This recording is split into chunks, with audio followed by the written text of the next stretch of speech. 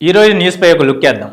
Maoist అగ్రనేత దేవి సహా నలుగురు మావోయిస్టుల లొంగుబాటు. డీజీపీ సమక్షంలో జనజీవన స్రవంతిలోకి పలువురు నేతలు. దేశవ్యాప్తంగా ఉచితంగా హెచ్పివి వ్యాక్సిన్లు త్వరలో ప్రారంభించనున్న కేంద్ర ప్రభుత్వం. 2 నెలల పసికందును కట్టెల పొయ్యిలో వేసి చంపిన తల్లి. హైదరాబాద్ పరిసర ప్రాంతమైన బోరంపేటలో ఘటన. కేరళంగా మారిన కేరళ రాష్ట్రం.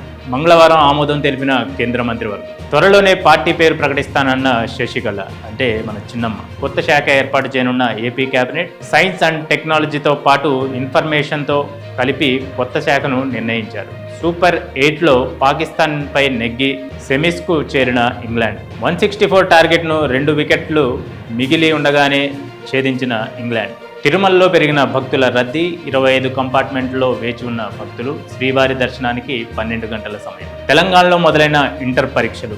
ఉదయం 9 గంటల నుంచి 12 గంటల వరకు పరీక్ష కేంద్రానికి అరగంట ముందే విద్యార్థులు చేరుకోవాలని సూచన.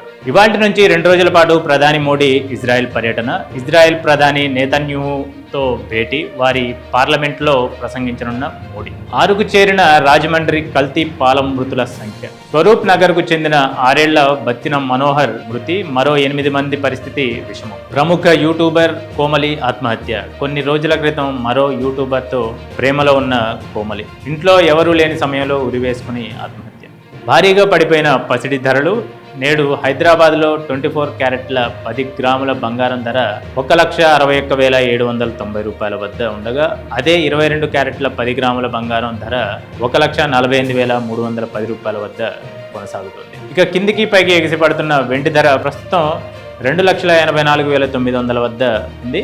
భారీగా పడిపోయిన స్టాక్స్. మళ్లీ కుదురైన సెన్సెక్స్, నిఫ్టీ. కీలక మ్యాచ్ ముందు భారత్కు ఎదురుదెబ్బ. కన్న తండ్రి ఆరోగ్యం విషమించడంతో రాత్రికి రాత్రే జట్టును వీడిన ఫినిషర్ రింకు సింగ్. భూదాన్ భూమిలో ఇళ్ల తొలగింపు. ఖమ్మం నగర శివార్లో కొనసాగుతున్న ఉద్రిక్తత. ఇవి ఇవాల్టి బులెటిన్స్.